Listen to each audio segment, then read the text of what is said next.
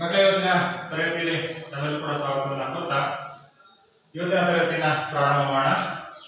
ನಮಗೆ ಆಲ್ರೆಡಿ ಕನ್ನಡ ಸಾಹಿತ್ಯದ ಹಲವು ಪ್ರಕಾರಗಳ ಬಗ್ಗೆ ಹಿಂದಿನ ತರಗತಿಯಲ್ಲಿ ತಿಳ್ಕೊಂಡಿದ್ದೀವಿ. ಹಾಗೆ ಆ ರೀತಿಯಾಗಿ ಕನ್ನಡ ಸಾಹಿತ್ಯದ ಹಲವು ಪ್ರಕಾರಗಳಲ್ಲಿ ಅಂಕಣ ಸಾಹಿತ್ಯ ಅಂತಕ್ಕಂಥದ್ದು ಒಂದು. ಯಾವುದು? ಅಂಕಣ ಸಾಹಿತ್ಯ ಅಂತಕ್ಕಂಥದ್ದು ಹಿಂದೆ ಅಷ್ಟೊಂದು ಜನಪ್ರಿಯ ಸಾಹಿತ್ಯ ಪ್ರಕಾರವಾಗಿ ಇರಲಿಲ್ಲ ಇದು.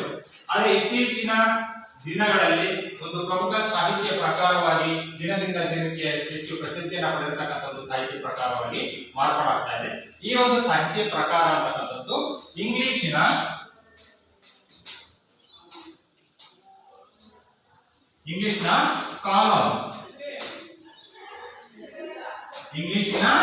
ಕಾಲಂ ಅಂತಕ್ಕಂಥ ಒಂದು ಶಬ್ದದಿಂದ ಕನ್ನಡ ಸಾಹಿತ್ಯ ಕ್ಷೇತ್ರಕ್ಕೆ ಅಂಕಣ ಎಂಬುವ ರೂಪದಲ್ಲಿ ಬಂದಿರತಕ್ಕಂಥದ್ದನ್ನು ನಾವು ನೋಡಬಹುದು. ಒಟ್ಟಾರೆ ಕನ್ನಡಕ್ಕೆ ಪ್ರೇರೇಪಣೆ ನೀಡಿದಂತ ಕನ್ನಡಕ್ಕೆ ಬರಲಿಕ್ಕೆ ಕಾರಣವಾಗಿರ್ತಕ್ಕಂಥ ಇಂಗ್ಲಿಷ್ ಬರ್ತಕ್ಕಂಥ ಒಂದು ಕಾಲವನ್ನ ಒಂದು ಸಾಹಿತ್ಯ ಪ್ರಕಾರದ ಪ್ರಭಾವದಿಂದಾಗಿ ನಮ್ಮ ಕನ್ನಡಕ್ಕೆ ಆ ಅಂಕಣ ಸಾಹಿತ್ಯ ಅಂತಕ್ಕಂಥದ್ದು ಬಂದಿರತಕ್ಕಂಥದ್ದು.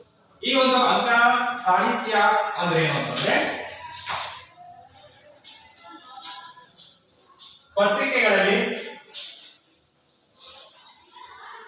ಪತ್ರಿಕೆಗಳಲ್ಲಿ ನಿಯತವಾಗಿ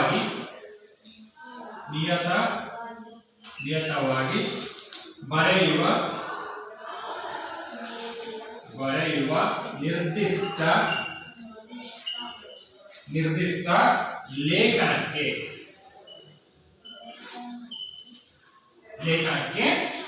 ಅಂಕಣ ಸಾಹಿತ್ಯ ಎನ್ನುವರು. ಅಂಕಣ ಸಾಹಿತ್ಯ ಎನ್ನುವರು. ಇವತ್ತು ನಮ್ಮ ದಿನನಿತ್ಯ ಸಾಕಷ್ಟು ದಿನಪತ್ರಿಕೆಗಳು ಬರ್ತಕ್ಕಂಥದ್ದನ್ನು ನಾವು ನೋಡ್ತಾ ಇದ್ದೀವಿ. ಯಾವ ಬರ್ತಾವ ಪತ್ರಿಕೆಗಳು? ಪ್ರಜಾವಾಣಿ ಆಗಿರ್ಬೋದು, ಆಮೇಲೆ ವಿಜಯವಾಣಿ ಆಗಿರ್ಬೋದು, ಆಮೇಲೆ ವಿಜಯ ಕರ್ನಾಟಕ ಆಗಿರ್ಬೋದು, ಸಂಯುಕ್ತ ಕರ್ನಾಟಕ ಆಗಿತ್ತು. ಈ ರೀತಿಯಾಗಿ ಸಾಕಷ್ಟು ದಿನನಿತ್ಯದ ಡೈಲಿ ಪೇಪರ್ಸ್ ಬರ್ತಾ ಹೋಗ್ತವೆ, ದಿನನಿತ್ಯದ ದಿನಪತ್ರಿಕೆಗಳು ಬರ್ತಾ ಹೋಗ್ತವೆ, ಹಾಗೆ ವಾರಪತ್ರಿಕೆಗಳು ಬರ್ತವೆ, ಮಾಸಪತ್ರಿಕೆಗಳು ಬರ್ತವೆ. ಈ ರೀತಿಯ ಪತ್ರಿಕೆಗಳಲ್ಲಿ ಕೆಲವೊಂದಷ್ಟು ಅಂಕಣಗಳನ್ನ ಕೆಲವೊಂದು ಲೇಖಕರು ಬರೆದಿರ್ತಾರೆ. ಸೊ ಅದನ್ನು ಹೇಳಿರ್ತಕ್ಕಂಥದ್ದು ಪತ್ರಿಕೆಗಳಲ್ಲಿ ನಿಯಮಿತವಾಗಿ ಬರ್ತಕ್ಕಂತಹ ಒಂದು ನಿರ್ದಿಷ್ಟ ಅಂದ್ರೆ ಯಾವ್ದಾದ್ರು ಒಂದು ವಿಚಾರಕ್ಕೆ ಸಂಬಂಧಪಟ್ಟಂತೆ ಒಂದು ಲೇಖನವನ್ನ ಬರೆದಿರ್ತಾರೆ. ಅದನ್ನೇ ಅಂಕಣ ಸಾಹಿತ್ಯ ಅಂತಕ್ಕಂಥದ್ದು. ಸೊ ಆ ರೀತಿಯಾಗಿ ನಿಯಮಿತವಾಗಿ ಬರೆಯುವ ನಿರ್ದಿಷ್ಟ ಲೇಖನಕ್ಕೆ ಅಂಕಣ ಸಾಹಿತ್ಯ ಅಂತೇಳಿ ಕರಿತೀವಿ. ಈ ಒಂದು ಅಂಕಣ ಸಾಹಿತ್ಯ ಅಂತಕ್ಕಂಥದ್ದು ಚಿಕ್ಕವರಿಂದ ಹಿಡಿದು ಮುದುಕರವರೆಗೂ ಕೂಡ ಇಷ್ಟಪಡ್ತಕ್ಕಂಥ ಒಂದು ಸಾಹಿತ್ಯ ಪ್ರಕಾರವಾಗಿ ಕೂಡ ಇದು ಬೆಳೆದಿದೆ.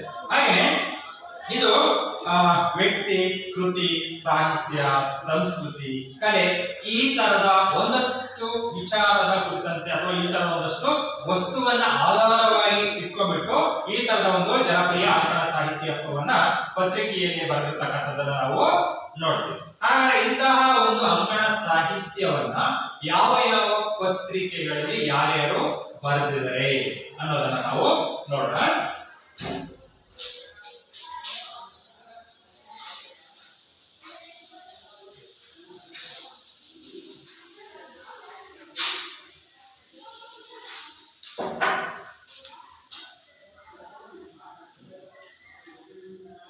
ಅಂಕಣ ಸಾಹಿತ್ಯ ಇದು ಈ ಕಡೆ ಪತ್ರಿಕೆಯ ಹೆಸರು, ಈ ಕಡೆ ಲೇಖಕರು.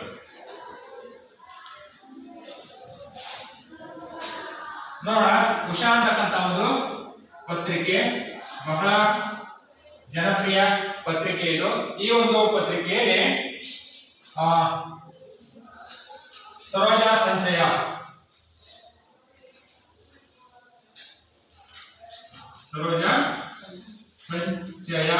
ಅಂತಕ್ಕಂತಹ ಲೇಖಕರು ಅಂಕಣ ಸಾಹಿತ್ಯವನ್ನ ಬರೆದ್ರೆ, ಇನ್ನು ಜನಪ್ರಗತಿ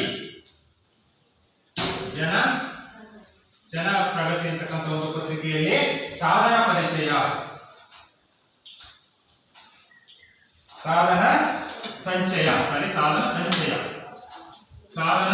ಸಂಚಯ ಅಂತಕ್ಕಂಥದ್ದು ಬರ್ತಾ ಇದೆ. ಹಾಗೆ ಚಿತ್ರಗುಪ್ತ ಚಿತ್ರಗುಪ್ತ ಅಂತಕ್ಕಂಥ ಒಂದು ಪತ್ರಿಕೆಯಲ್ಲಿ 5 ನಿಮಿಷ 5 ನಿಮಿಷ ಅಂತಕ್ಕಂತಹ ಒಂದು ಅಂಕಣ ಸಾಹಿತ್ಯ ಬರ್ತಾ ಇದೆ. ಇನ್ನು ಪ್ರಜಾವಾಣಿ ನಮ್ಮ ಇವತ್ತಿಗೂ ಕೂಡ ಬರ್ತಾ ಇದೆ. ಪ್ರಜಾವಾಣಿ ಅಂತಕ್ಕಂಥದ್ದು ಬಹಳ ಜನಪ್ರಿಯವಾಗಿರ್ತಕ್ಕಂತಹ ಪತ್ರಿಕೆ. ಅಂತಹ ಒಂದು ಜನಪ್ರಿಯ ಪತ್ರಿಕೆ ಇರತಕ್ಕಂತಹ ಪ್ರಜಾವಾಣಿಯಲ್ಲಿ ಬೇವು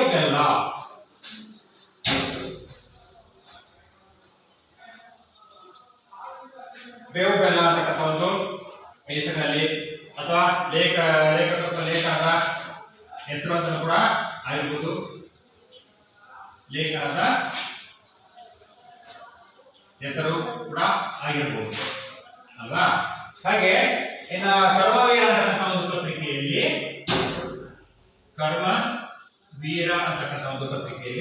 ರಾಜ್ಯದ ರಾಜಧಾನಿ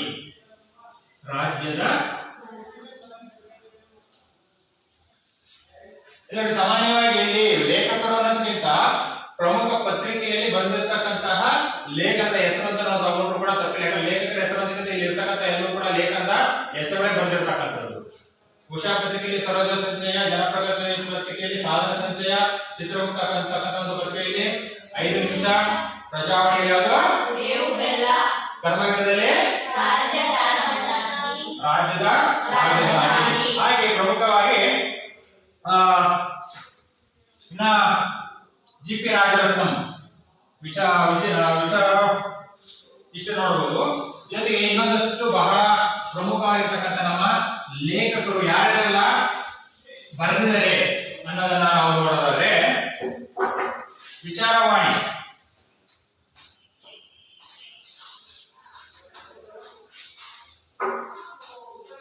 ಈ ಪತ್ರಿಕೆಯ ಹೆಸರಿಗಿಂತ ಲೇಖನದ ಹೆಸರು ಮತ್ತು ಲೇಖಕರು ಅಂತ ನಾವು ನೋಡೋಣ.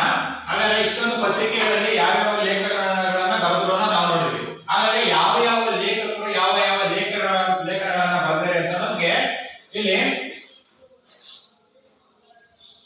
ಲೇಖಕರ ಕಡೆ ಬರ್ಕೋಣ. ಲೇಖಕರು ಅಂಕಣ ಸಾಹಿತ್ಯ ಯಾವುದು ಅಂತ ಹೇಳ್ಬಿಟ್ಟು ಈ ಕಡೆ ನೋಡೋಣ. ನಮ್ಮ ಜಿ.ಪಿ. ರಾಜರತ್ನಂ ರತ್ನ ಪ್ರಪಂಚ ಕೇಳಬಹುದು. ಹೇಳ್ಕೊಳ್ಳೋದು ಅಂದ್ರೆ ಒಂದು ಸಾಹಿತ್ಯ ಬಹಳ ಜನಪ್ರಿಯವಾಗಿರ್ತಕ್ಕಂಥ ಸಾಹಿತ್ಯ ಪ್ರಕಾರಗಳು ಬರೆದಿರ್ತಕ್ಕಂಥದ್ದು. ಆ ಒಂದು ಜಿ.ಪಿ. ರಾಜರತ್ನಂ ಅಂತೇಳಿ ಬಹಳ ಜನಪ್ರಿಯ ಕವಿಗಳು. ಆ ಒಂದು ಕವಿಗಳು ಬರೆದಿರ್ತಕ್ಕಂಥ ಸಾಹಿತ್ಯ ವಿಚಾರ ಅಂತಕ್ಕಂಥ ಒಂದು ಅಂಕಣ ಸಾಹಿತ್ಯವನ್ನು ಬರೆದಿದ್ದಾರೆ. ಹಾಗೆ ವಿ ಎಂ ಇನಾಮ್ದಾರ್ ಅವರು ಬರೆದಿರ್ತಕ್ಕಂತಹ ಇನಾಮ್ದಾರ್ ಅವರ ಸಾಹಿತ್ಯ ವಿಚಾರವಾಣಿ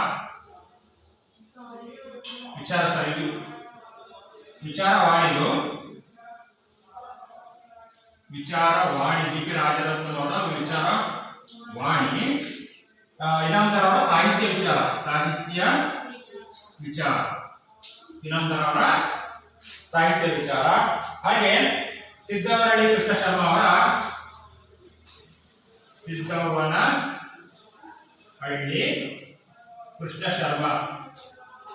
ಕೃಷ್ಣ ಶರ್ಮಾ ಇವರು ಬರೆದಿರ್ತಕ್ಕಂತಹ ಇವರು ಆಗಿರ್ಬೋದು, ನಿರಂಜನ ಆಗಿರ್ಬೋದು, ಎಸ್.ಕೆ. ಆಗಿರ್ಬೋದು, ಹಾಮ ನಾಯಕ ಆಗಿರ್ಬೋದು, ತೀತಾ ಶರ್ಮಾ ಆಗಿರ್ಬೋದು, ಕೀರ್ತಿನಾಥ ಕೊತ್ತುಕೋಟೆ ಆಗಿರ್ಬೋದು, ಎಸ್.ಎನ್. ಹೆಗಡೆ ಆಗಿರ್ಬೋದು, ಶ್ರೀರಂಗ ಆಗಿರ್ಬೋದು, ತಾರಾಸು ಆಗಿರ್ಬೋದು, ಹಿರೇಮಲ್ಲೂರು ಈಶ್ವರರಾವ್ ಆಗಿರ್ಬೋದು. ಸೊ ಈ ರೀತಿಯಾಗಿ ಬಹಳಷ್ಟು ಲೇಖಕರು ನಮ್ಮ ಅಂಕಣ ಸಾಹಿತ್ಯವನ್ನ ಬರೆಯುವ ಮುಖಾಂತರವಾಗಿ ಅಂಕಣ ಒಂದು ಸಾಹಿತ್ಯಕ್ಕೆ ಒಂದಷ್ಟು ಜನಪ್ರಿಯತೆಯ ಹೆಸರನ್ನು ತಂದುಕೊಳ್ಳಲಿಕ್ಕೆ ಈ ಎಲ್ಲ ಕವಿಗಳು ಕೂಡ ಕಾರಣರಾಗಿದ್ದಾರೆ.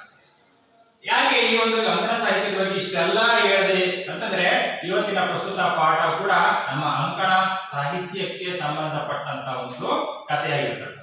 ಹಾಗಾದ್ರೆ ಯಾವುದಂತ ಒಂದು ಪಾಠ ಅಂದ್ರೆ ನೀರು ಕೊಡದ ನಾಡಿನಲ್ಲಿ.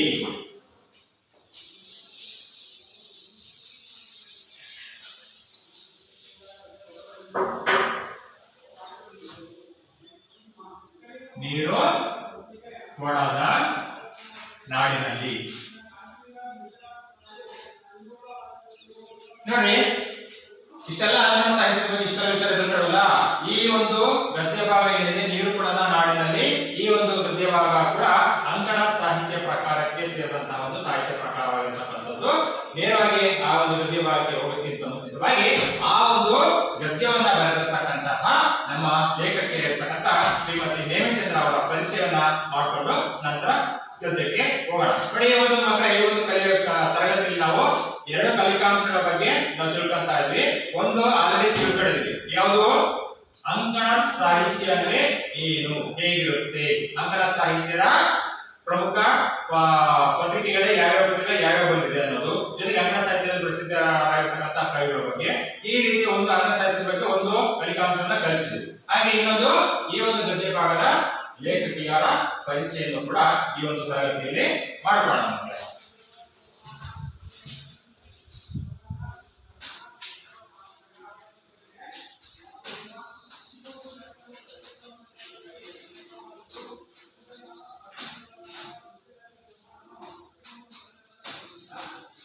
ಲೇಖಕಿ ಶ್ರೀಮತಿ ನೇಮಿಚಂದ್ರ.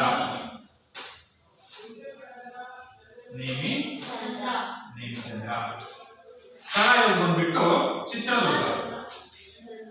ಚಿತ್ರದುರ್ಗದಲ್ಲಿ ಇವರು ಜನಿಸಿದ್ರು. ಚಿತ್ರದುರ್ಗದಲ್ಲಿ ಜನಿಸಿದ್ರು. ಎಷ್ಟರಲ್ಲಿ ಜನಿಸಿದ್ರು ಅಂತಂದ್ರೆ ಜುಲೈ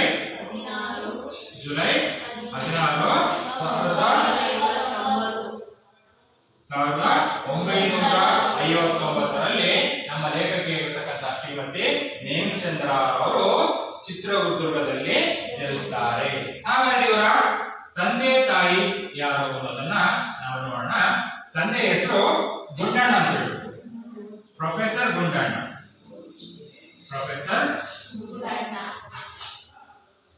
ಗುಂಡಣ್ಣ ಅಂತಕ್ಕಂಥದ್ದು ಅವರ ತಂದೆ. ಆದರೆ ಇನ್ನ ತಾಯಿಯ ಹೆಸರು ತಿಮ್ಮಕ್ಕ. ನೋಡಿ, ಈ ರೀತಿಯಾಗಿ ಪ್ರೊಫೆಸರ್ ಗುಂಡಣ್ಣ ಮತ್ತು ತಿಮ್ಮಕ್ಕ ಅಂತಕ್ಕಂತಹ ಸುಂದರ ದಂಪತಿಗಳ ಸುಪುತ್ರರಾಗಿ ನಮ್ಮಲ್ಲಿ ಶ್ರೀಮತಿ ನೇಮಿಚಂದ್ರ ಅವರು ಚಿತ್ರದುರ್ಗದಲ್ಲಿ ಜುಲೈ 16, 1959ರಲ್ಲಿ ಜನನವನ್ನ ಪಡ್ಕೊಂತಾರೆ. ಇವರ ಪ್ರಾಥಮಿಕ ಶಿಕ್ಷಣವನ್ನ ತುಮಕೂರು ಮತ್ತು ಮೈಸೂರಿನಲ್ಲಿ ಇವರು ಮುಗಿಸ್ತಾರಂತೆ. ನೆಕ್ಸ್ಟ್ ಬೆಂಗಳೂರಿನ ಇಂಡಿಯನ್ ಇನ್ಸ್ಟಿಟ್ಯೂಟ್ ಆಫ್ ಸೈನ್ಸ್ ನಲ್ಲಿ MS ಪದವಿಯನ್ನು ಕೂಡ ಇವರು ಪೂರ್ಣಗೊಳಿಸ್ತಾರೆ. ಬೆಂಗಳೂರಿನ HAL ಸಂಸ್ಥೆಯಲ್ಲಿ ಉನ್ನತ ತಂತ್ರಜ್ಞ ಅಧಿಕಾರಿಯಾಗಿ ಕೂಡ ಇವರು ಸೇವೆಯನ್ನ ಸಲ್ಲಿಸ್ತಾರೆ. ಇಷ್ಟೆಲ್ಲ ಸೇವೆಯನ್ನ ಸಲ್ಲಿಸಿದಂತಹ ಇವರು ಕನ್ನಡ ಸಾಹಿತ್ಯದ ಹಲವು ಪ್ರಕಾರಗಳಲ್ಲೂ ಕೂಡ ಹಲವು ಕೃತಿಗಳನ್ನ ಬರೆದಿರ್ತಕ್ಕಂಥದ್ದನ್ನ ನಾವು ನೋಡಬಹುದಾಗಿದೆ. ಅದರಲ್ಲೂ ಪ್ರಮುಖವಾಗಿ ಇವರು ಬರೆದಿರ್ತಕ್ಕಂತಹ ಕಾದಂಬರಿ, ಬಹಳ ಜನಪ್ರಿಯವಾಗಿರ್ತಕ್ಕಂತಹ ಕಾದಂಬರಿ, ಈ ಭಾಗದಲ್ಲಿ ಕಾದಂಬರಿ ಯಾವ್ದಪ್ಪ ಅಂದ್ರೆ ಯಾದವಶಿ ಅಂತಕ್ಕಂಥದ್ದು. ಯಾದವಶಿ ಅಂತಕ್ಕಂತಹ ಕಾದಂಬರಿ ಬಹಳ ಜನಪ್ರಿಯವಾಗಿರ್ತಕ್ಕಂಥದ್ದು ಕಾದಂಬರಿ. ಹಾಗಾದ್ರೆ ಕಥಾ ಸಂಕಲನಗಳು ಯಾವ್ಯಾವ ಅಂದ್ರೆ ಕಥಾ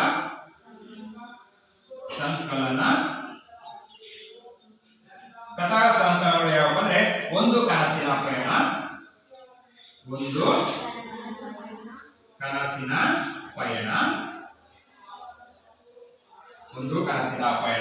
ಮತ್ತೆ ಬರೆದ ಕಥೆಗಳು, ನೇಮಿಚಂದ್ರರ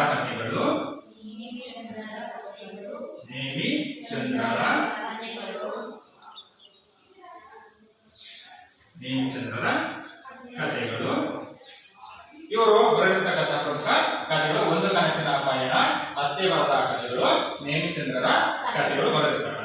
ಹಾಗೆ ಪ್ರವಾಸ ಸಾಹಿತ್ಯವನ್ನು ಕೂಡ ಬರೆದಿರ್ತಕ್ಕಂಥದ್ದನ್ನು ನಾವು ಕಾಣಬಹುದು ಮಕ್ಕಳೇ. ಹಾಗಾದ್ರೆ ಯಾವುದು ಪ್ರವಾಸ ಸಾಹಿತ್ಯ ಅಂದ್ರೆ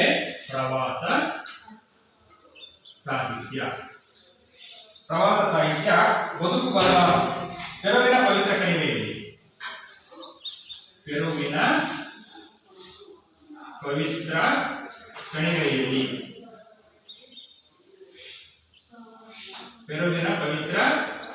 ಅಂತಕ್ಕಂಥದ್ದು ಇವರು ಬರೆದಿರ್ತಕ್ಕಂತಹ ಒಂದು ಪ್ರವಾಸ ಸಾಹಿತ್ಯ. ಹಾಗೆ ಇವರ ಒಂದು ಅಂಕಣ ಬರಹ ಯಾವುದಪ್ಪ ಅಂದ್ರೆ ಬರೆದಿರ್ತಕ್ಕಂಥದ್ದು ಅಂಕಣ ಬರಹ. ಬದುಕು ಬದಲಿಸಬಹುದು,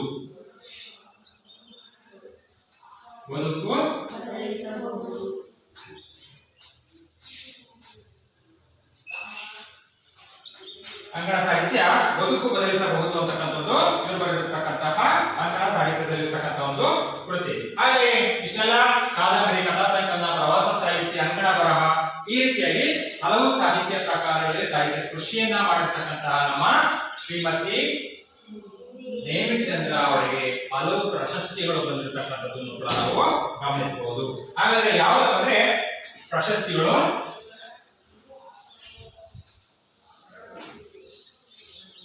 ಪೆರುವಿನ ಪವಿತ್ರ ಕಣಿವೆಯಲ್ಲಿ,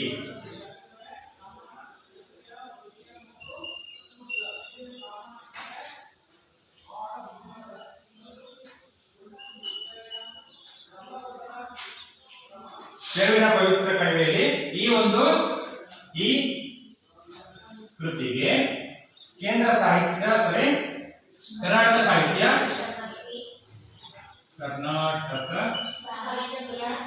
ಸಾಹಿತ್ಯ ಅಕಾಡೆಮಿ ಪ್ರಶಸ್ತಿ ಲಭಿಸಿದೆ. ಹಾಗೆ ನೃಪತುಂಗ ಪ್ರಶಸ್ತಿ,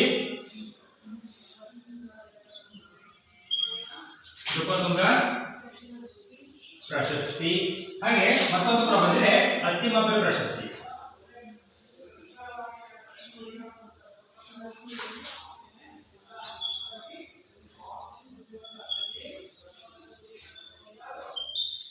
ನೋಡಿ ಇಲ್ಲೊಂದು ಪ್ರವಾಸ ಸಾಹಿತ್ಯ ಇದೆ. ಯಾವುದು? ಪೆರುವಿನ ಪವಿತ್ರ ಕಣಿವೆಯಲ್ಲಿ ಪ್ರವಾಸ ಸಾಹಿತ್ಯ ನೋಡುವ ಅದೇ ಒಂದು ಪೆರುವಿನ ಪವಿತ್ರ ಕಣಿವೆಯಲ್ಲಿ ಅಂತಕ್ಕಂಥ ಒಂದು ಪ್ರವಾಸ ಸಾಹಿತ್ಯಕ್ಕೆ ಇವರಿಗೆ ಕರ್ನಾಟಕ ಸಾಹಿತ್ಯ ಅಕಾಡೆಮಿ ಪ್ರಶಸ್ತಿ ಕೂಡ ಬಂದಿರತಕ್ಕಂಥದ್ದನ್ನು ನಾವು ನೋಡಬಹುದು. ಹಾಗೆ ಇವರಿಗೆ ನೃಪತುಂಗ ಪ್ರಶಸ್ತಿ ಅಂತಕ್ಕಂಥದ್ದು ಕೂಡ ಲಭಿಸಿದೆ. ಹಾಗೆ ದಾನ ಚಿಂತಾಮಣಿ ಅಂತ ಹೇಳಿ ಬಹಳ ಜನಪ್ರಿಯತೆಯಿಂದ ಹೆಸರನ್ನ ಗಳಿಸಿದಂತಹ ನಮ್ಮ ಕವಿಯವರ ಹೆಸರಲ್ಲಿ ಕೊಡ್ತಕ್ಕಂಥದ್ದು ಅತ್ತಿಮಬ್ಬೆ ಅಂತಕ್ಕಂಥ ಅವರ ಒಂದು ಹೆಸರಲ್ಲಿ ಕೊಡ್ತಕ್ಕಂಥ ಅತ್ತಿಮಬ್ಬೆ ಪ್ರಶಸ್ತಿಯನ್ನು ಕೂಡ ನಮ್ಮ ಲೇಖಕಿಗೆ ಇರತಕ್ಕಂತಹ ಶ್ರೀಮತಿ ನೇಮಿಚಂದ್ರ ಅವರು ಪಡೆದಿರ್ತಕ್ಕಂಥದ್ದನ್ನು ನಾವು ನೋಡಬಹುದಾಗಿದೆ.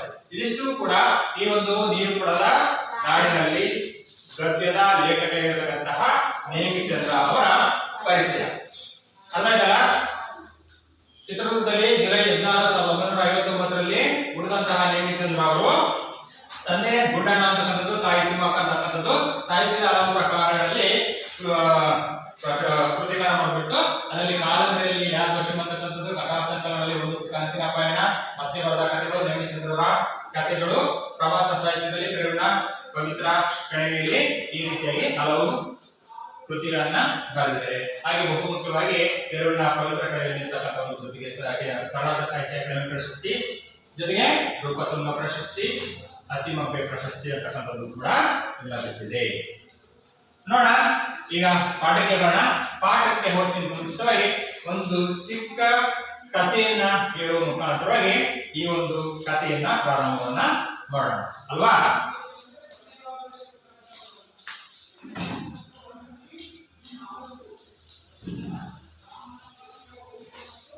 ಒಂದು ಚಿಕ್ಕ ಕಥೆಯನ್ನ ಹೇಳುವ ಮುಖಾಂತರವಾಗಿ ಪಾಠವನ್ನ ಆರಂಭ ಮಾಡೋಣ. ಯಾಕಂದ್ರೆ ಆ ಕಥೆ ಅಂತಕ್ಕಂಥದ್ದು ಪ್ರಸ್ತುತ ಈ ಒಂದು ಗದ್ಯ ಪಾಠಕ್ಕೆ ಬಹಳ ಪೂರಕವಾಗಿರ್ತಕ್ಕಂಥದ್ದು. ಏನಂದ್ರೆ ಬಹಳ ನಾವು ಇಂದಿನಿಂದಲೂ ಕೂಡ ಕೇಳ್ಕೊಂಡು ಬಂದಿದ್ದೀವಿ ಜನಪದ ಕಥೆಗಳಲ್ಲಿ. ಅಂತಹ ಒಂದಷ್ಟು ಕಥೆಗಳು ಬಹಳ ಅರ್ಥಗರ್ಭಿತವಾಗಿರ್ತಕ್ಕಂಥವು. ಈ ಒಂದು ಹೇಳ್ತಕ್ಕಂಥ ಒಂದು ಕಥೆ ಕೂಡ ಹಾಗೆ ಇರ್ತಕ್ಕಂಥದ್ದು. ಇವಾಗ ಒಂದು ಊರಲ್ಲಿ ಒಬ್ಬ ಬಡವ ಇರ್ತಾನೆ ಅಲ್ವಾ? ಅವನ ವೃತ್ತಿ ಏನಪ್ಪಾ ಅಂತಂದ್ರೆ ದಿನನಿತ್ಯ ಕಾಡಿಗೆ ಹೋಗ್ತಕ್ಕಂಥದ್ದು. ಕಾಡಲ್ಲಿ ಸಿಗ್ತಕ್ಕಂತಹ ಒಣಗಿದಂತಹ ಮರಗಳನ್ನ, ಗಿಡಗಳನ್ನ ಕಡಿದ್ಬಿಟ್ಟು ಏನ್ ಮಾಡೋದು, ಅದನ್ನೆಲ್ಲ ಸಂಗ್ರಹಿಸಿ ಕಟ್ತಕ್ಕಂಥದ್ದು. ಜೊತೆಗೆ ನಂತರ ಕಷ್ಟಪಟ್ಟು ಹೊತ್ಕೊಂಡ್ಬಂದು ಊರೂರು ಅರಿತ ಮಾರಾಟವನ್ನ ಮಾಡ್ತಕ್ಕಂಥದ್ದು. ಎಲ್ಲೆಲ್ಲಿ ಶ್ರೀಮಂತರು ಇರ್ತಾರೋ, ಎಲ್ಲೆಲ್ಲಿ ಯಾವ್ಯಾವ ಊರಾಗ ಇರ್ತಾರೋ ಊರೂರು ಅರಿತಕ್ಕಂಥದ್ದು, ಅಲ್ಲಿ ಹೋಗಿ ಮಾರಾಟವನ್ನು ಮಾಡ್ತಕ್ಕಂಥದ್ದು. ಅಲ್ಲಿ ಸಿಗ್ತಕ್ಕಂತಹ ಒಂದಷ್ಟು ಬಿಡಿಗಾಸಿನಿಂದ ಜೀವನವನ್ನ ಸಾಕ್ತಕ್ಕಂಥ ಒಂದು ಕೆಲಸವನ್ನ ಮಾಡ್ತಾ ಇದೆ. ಹಾಗೆ ಈ ರೀತಿಯಾಗಿರ್ತಕ್ಕಂತಹ ಆ ಬಡವ ಅಂತಕ್ಕಂಥದ್ದು ಎಂದಿನಂತೆ ದಿನನಿತ್ಯದ ತನ್ನ ಮಾಡ್ತಕ್ಕಂತಹ ಕಾಯಕದ ಹಾಗೇನೆ ಒಂದು ದಿನ ಏನ್ ಮಾಡ್ತಾನೆ, ಬೆಳಗ್ಗೆ ಎದ್ದ ತಕ್ಷಣ ತನ್ನ ಒಂದು ಪಡಲೆಯನ್ನ ಹೆಗಲ ಮೇಲೆ ಹಾಕೊಂಡ್ಬಿಟ್ಟು ಕಾಡಿಗೆ ಹೊರಡ್ತಾನೆ.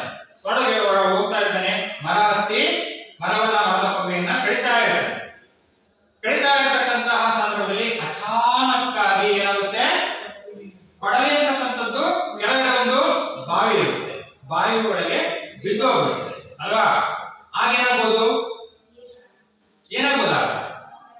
ದೇವತೆ ಪ್ರತ್ಯಕ್ಷ ಆಗ್ತಾಳೆ. ಅಂದ್ರೆ ಅದಕ್ಕಿಂತ ಮುಂಚಿತವಾಗಿ ದೇವತೆ ಪ್ರತ್ಯಕ್ಷ ಅದಕ್ಕಿಂತ ಮುಂಚಿತವಾಗಿ ತುಂಬಾ ಗೋಳಾಡ್ತಾನೆ. ಯಾಕಂದ್ರೆ ಜೀವನದ ಆಧಾರ ಆಗಿರ್ತಕ್ಕಂಥದ್ದು ಆ ಕೊಡಲಿ ಅಂತಕ್ಕಂಥದ್ದು. ಯಾಕಂದ್ರೆ ಅವನು ದುಡಿದು ಜೀವನ ಮಾಡ್ತಾ ಇರ್ತಕ್ಕಂಥದ್ದು ಯಾವ್ದ ಕಾರಣದಿಂದಾಗಿ? ಯಾವ್ದ್ರ ಕಾರಣ? ಕೊಡಲಿಯಿಂದನೇ. ಕೊಡಲಿನೇ ಅವನಿಗೆ ಆಧಾರ. ಯಾಕಂದ್ರೆ ಕೊಡಲಿಯಿಂದನೇ ಮರವನ್ನು ಕಡಿತಕ್ಕಂಥದ್ದು ಹೊತ್ಕೊಂಡೋಗಿ ಮಾಡತಕ್ಕಂಥದ್ದು. ಈಗ ಮರವನ್ನೇ ಬೆಳಲಿಕ್ಕೆ ಸಾಧ್ಯ ಇಲ್ಲ, ಕೊಡಲಿ ಇಲ್ಲ ಅಂತಂದಾಗ ಅವನಿಗೆ ಮರವನ್ನ ಕಡಿಯೋದು ಹೇಗೆ, ಅದನ್ನ ಸಂಗ್ರಹಿಸೋದು ಹೇಗೆ ಅಲ್ವಾ? ಹಾಗಾಗಿ ತುಂಬಾ ಕಷ್ಟ ಆಗ್ಬಿಡುತ್ತೆ. ಜೀವನವೇ ಒಂದು ರೀತಿ ಕೈ ಕಟ್ಟಾಕಂಗೆ ಆಗ್ಬಿಡುತ್ತೆ. ಜೀವನ ನಡೆಯೋದು ಕಷ್ಟ ಆಗ್ಬಿಡುತ್ತೆ. ಹಾಗಾಗಿ ಒಂದು ನಿರ್ಧಾರವನ್ನ ಮಾಡ್ತಾನೆ. ನಿರ್ಧಾರ ಮಾಡಲ್ಲ, ತುಂಬಾ ಗೋಳಾಡಲಿಕ್ಕೆ ಪ್ರಾರಂಭ ಮಾಡ್ತಾನೆ. ನನ್ನ ಜೀವನಕ್ಕೆ ಅತ್ಯಂತ ಅಗತ್ಯವಾಗಿ ಬೇಕಿರ್ತಕ್ಕಂಥ ನನ್ನ ಕೊಡಲಿ ಹೋಗ್ಬಿಡ್ತಲ್ಲಪ್ಪ, ನೀರಲ್ಲಿ ಬಿದ್ಬಿಡ್ತಲ್ಲಪ್ಪ, ಏನಪ್ಪಾ ಮಾಡೋಣ ಅಂತ ಹೇಳ್ಬಿಟ್ಟು ಪಾಪ ನೀರಿಗೆ ಇಳಿದು ತಗೊಳ್ಳಿಕ್ಕೆ ಈಜಿದರೆ ಬರೋದಿಲ್ಲ.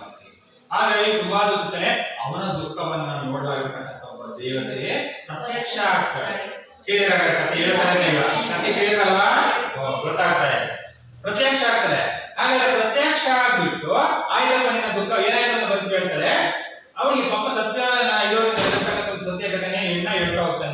ನೋಡಮ್ಮ ತಾಯಿ, ನಾ ದಿನನಿತ್ಯ ರೀತಿ ಕಟ್ಟಿಗೆಯನ್ನ ಕೊಡದು ಮಾರಾಟವನ್ನು ಮಾಡ್ತಿದ್ದೆ ಅಂತ ಒಂದು ಕಟ್ಟಿಗೆಯನ್ನ ಕಡಿತಕ್ಕಂತ ಕೊಡಲಿ ಇವತ್ತು ಏನಾಗಿದೆ, ಬಾವಿ ಬಿದ್ದೋಗಿದೆ. ಹಾಗಾಗಿ ನನಗೆ ಅದನ್ನ ತಕ್ಕೊಳ್ಳಿಕ್ಕೆ ಆಗ್ತಾ ಇಲ್ಲ.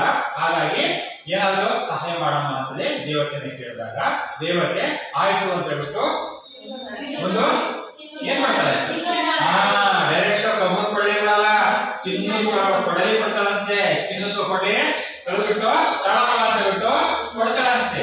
ಒಪ್ಪಂತಾರ ಇಲ್ಲ. ಆಯ್ತಾ? ಅವನೊಬ್ಬ ಸತ್ಯವಂತ, ಪ್ರಾಮಾಣಿಕವಂತ, ನಿಷ್ಠಾವಂತ.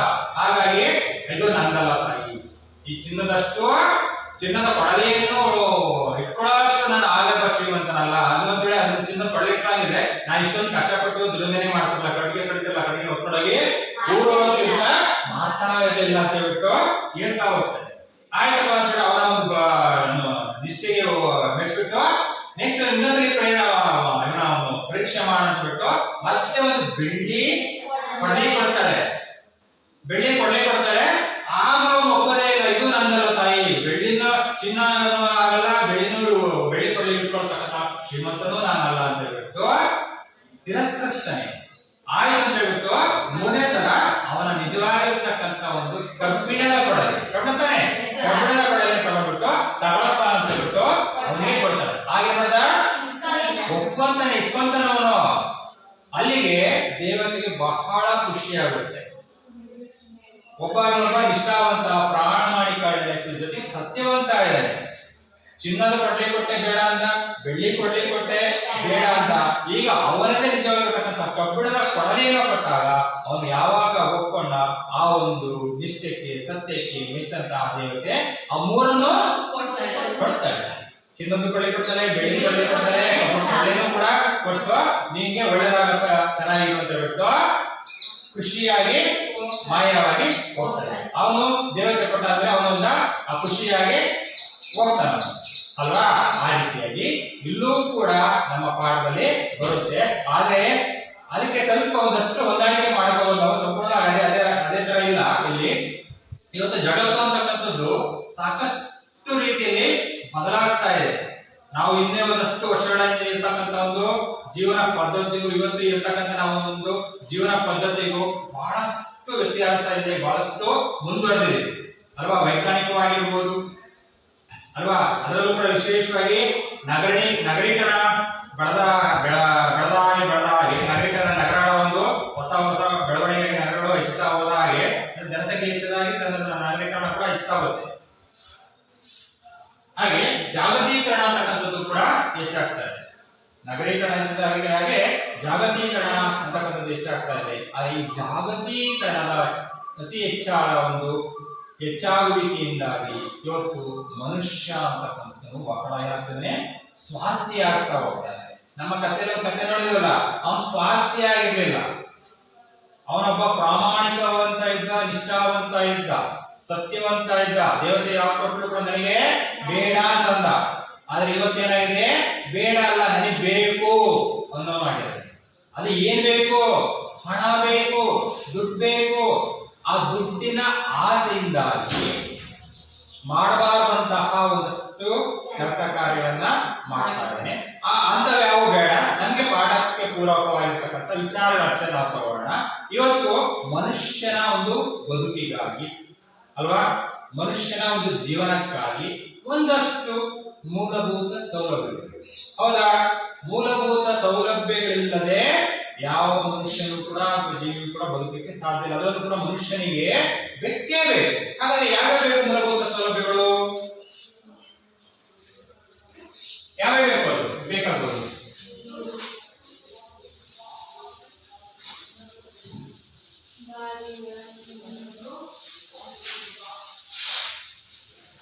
ಯಾರ ಹೇಳಿದ್ರು?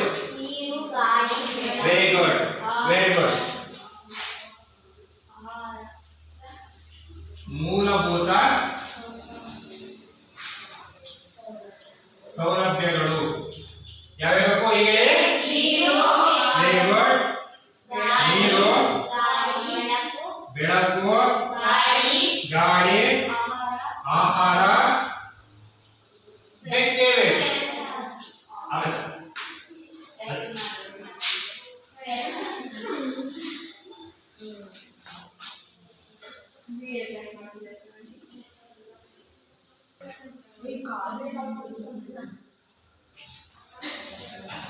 ನೋಡಿ, ಈ ರೀತಿಯಾಗಿ ಮನುಷ್ಯನ ಮುಖ್ಯತಃ ಜೀವನಕ್ಕೆ ಅತ್ಯಂತ ಅಗತ್ಯವಾಗಿ ಬೇಕಾಗಿರತಕ್ಕಂತಹ ಮೂಲಭೂತ ಸೌಲಭ್ಯಗಳಲ್ಲಿ ನೀರು, ಬೆಳಕು, ಗಾಳಿ, ಆಹಾರ ಬೇಕೇ ಬೇಕು ಅಲ್ವಾ?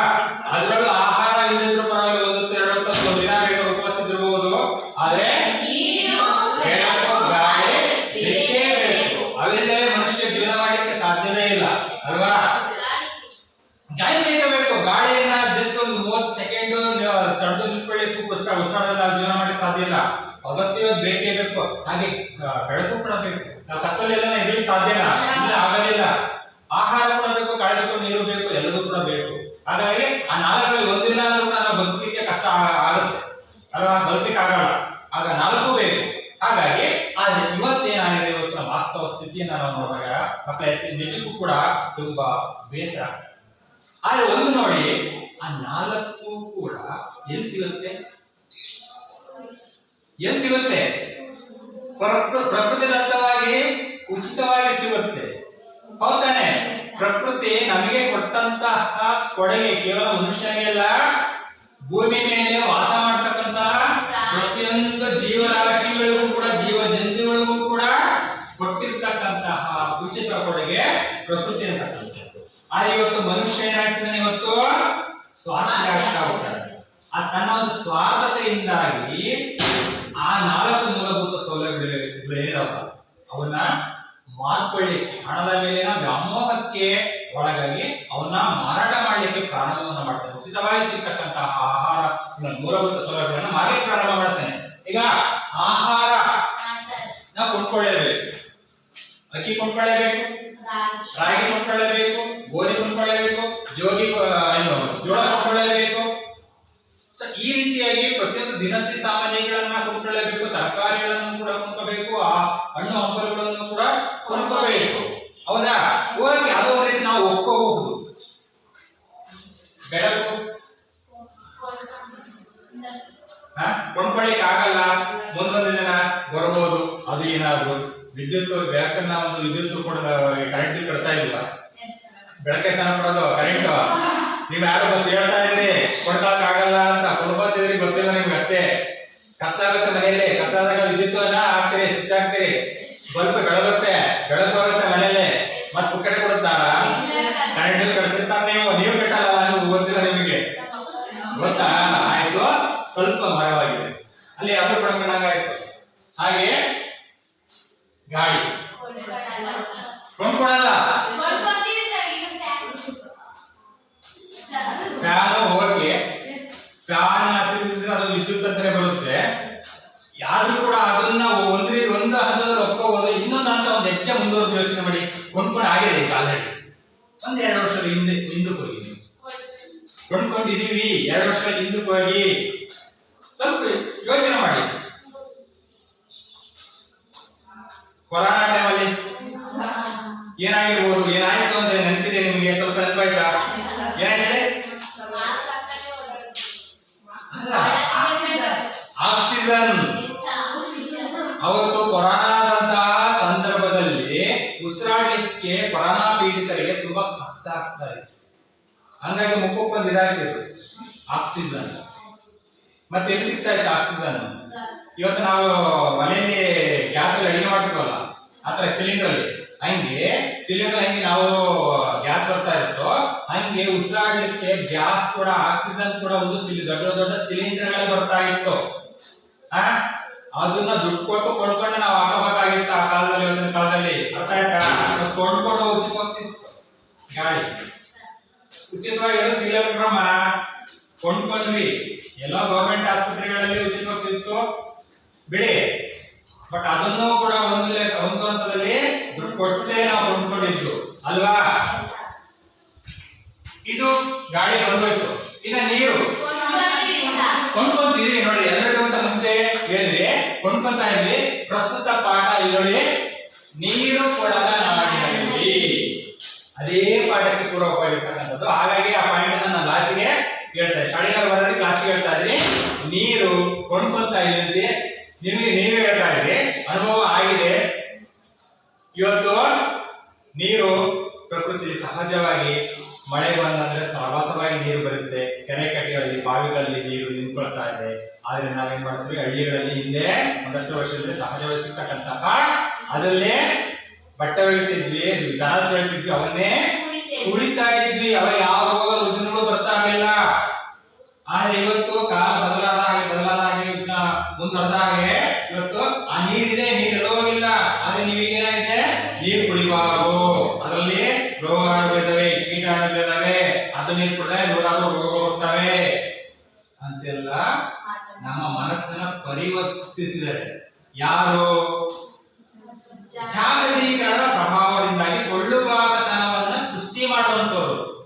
ಒಂದು ಅರ್ಥ ಮಾಡ್ಕೋಬೇಕು, ಲಾಭಕೋರತನ. ಇವೆರಡು ಪಾಠದಲ್ಲಿ ಲಾಭಕೋರತನ, ಫಸ್ಟ್ ಕೊಳ್ಳುಗಾರತನ.